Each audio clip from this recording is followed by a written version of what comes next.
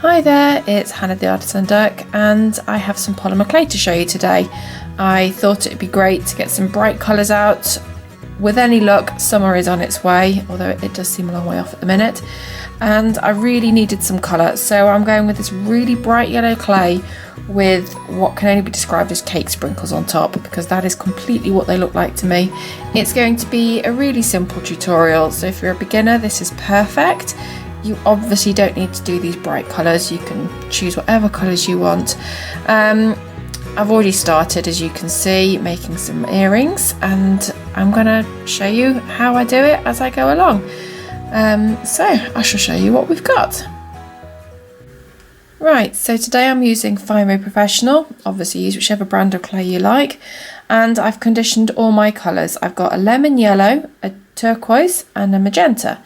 The lemon yellow has been rolled on my machine on a number 2, and the other two colours have been put through my extruder, obviously one at a time, and I've used this disc with the smallest holes. This is the smallest holes you get in the set. The reason being because I want to roll my sprinkles into the clay, and when you roll them, obviously they spread out a little bit, so I've gone for the thinnest snake of clay that I can get so that my sprinkles still remain quite small. You're obviously going to need a craft knife and then some cutting blades as well. Right, so to get started, you can see what I've already done. I just take my blade and cut some little bits of clay like this. And they don't have to be perfect, it doesn't matter, just roughly the same size. And when you've cut some, you're just going to pick them up one by one and start building them on your clay. And it's really good to try and alternate the colours, alternate the directions, just make it look as random as you possibly can. So I obviously won't make you watch the whole thing, although I might do a little speedy up section. So I shall go off and do that and come back and show you when I've done it.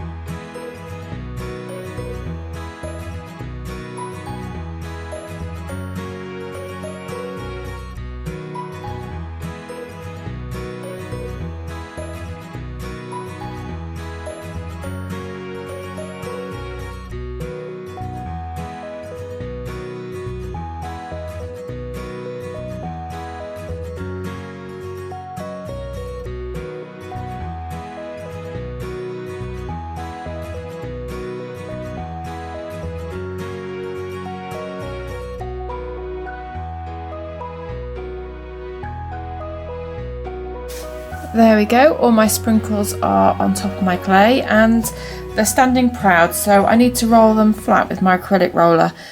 I'm worried that the roller will pick them up and sort of carry them over the clay as I roll it, so I'm going to put some paper down first on my clay and just gently start to push the sprinkles down a little bit more, and then I'm going to get my roller and I'm just going to start gently going around the shape like that, and I like to turn it so that I get a relatively even pressure all the way around.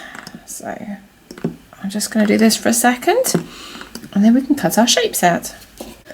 There we go. So now the next thing is to use my cutter shapes, and I'm just going to cut out what I want. I want some more of these big flowers, so I'm going to go ahead and do that. There we go, all my shapes are cut and I've just neatened up around the edges just so they look nice, and I'm going to take them off now to my oven and get them all hardened up. So I shall be back to show you the finished earrings.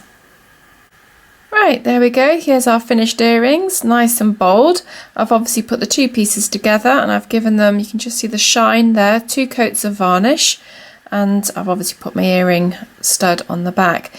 And with the clay that was left over around it, I have made these cute studs. Really dainty and small, so perfect if you don't want too big a statement earring. My next tutorial is going to be the 2 different ways that you can attach your posts to your earrings. So if that's of interest to you, make sure you subscribe so you can see that hopefully next week. I'll put some links below for the blog post that corresponds with this, and some affiliate links maybe for the products I've used and all that good stuff. So until next week, bye!